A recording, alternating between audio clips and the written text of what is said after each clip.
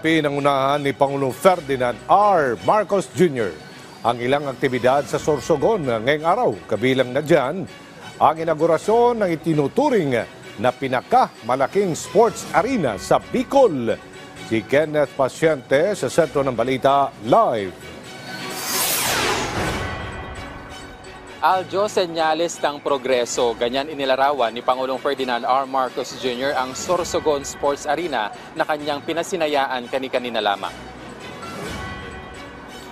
Mismong si Pangulong Marcos Jr. ang nanguna sa inaugurasyon ng pinakamalaking sports arena sa Bicol Region. Siya ang nanguna sa unveiling ceremony ng naturang istruktura kasama si Senate President Cheese Escudero. Ang arena ay bahagi ng Sorsogon Sports Complex na humigit kumulang nasa 1.7 na ektarya. Ayon sa Pangulo, malaking bagay anya ang proyektong ito para mas mapagtuunan pa ng pansin ang angking galing ng mga Sorsoganon sa mundo ng palakasan. Lalo't magsisilbing daan kasi ito bilang training camp para mahasa pa ang angking galing ng mga atleta. Ito ay isang mahalagang hakbang upang maitaguyod natin ang ating mga kababayan na may angking galing sa larangan ng palakasan. Sa tulong nito, mabibigyan sila ng pagkakataon upang mahasa pa ang kanilang mga talento. Harinawa ay may dagdag pa natin sila sa hanay ng ating Olympian at atletang Pinoy. Maaari rin anya itong magamit para sa mga summit, concert at iba pa na malaking tulong para naman mapalakas ang ekonomiya ng probinsya. Inspired Aljo ang disenyo ng istruktura sa tanyag na Colosseum sa Roma. Mayroon itong 15 to 20,000 seating capacity at 3-story sports facility para i-cater ang mga manlalaro. Kumpleto ang amenities nito para maging athletics oval. Bagamat sports arena ang tawag dito, hindi lamang ito para sa mga larangan ng palakasan. Maaari din itong gamitin para sa pagpupulong, mga summit, konsyerto, mga patimpalak. Kaya hindi natin may kakailang simbolo ng progreso ang Sorsogon Sports Arena. Sumasailalim ito sa patuloy na pagsisikap, pagtsatsaga at pag-unlad ng mga Sorsoganon at mga Bicolano.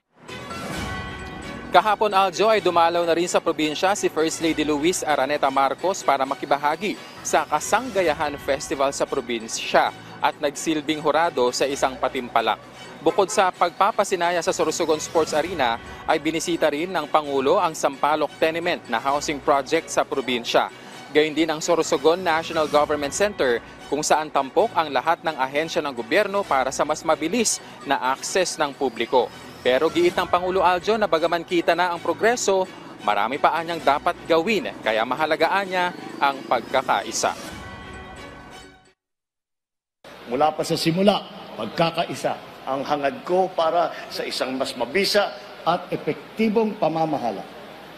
Kailangan nating magtulungan upang mas marami pang mga bata ang mabakunahan.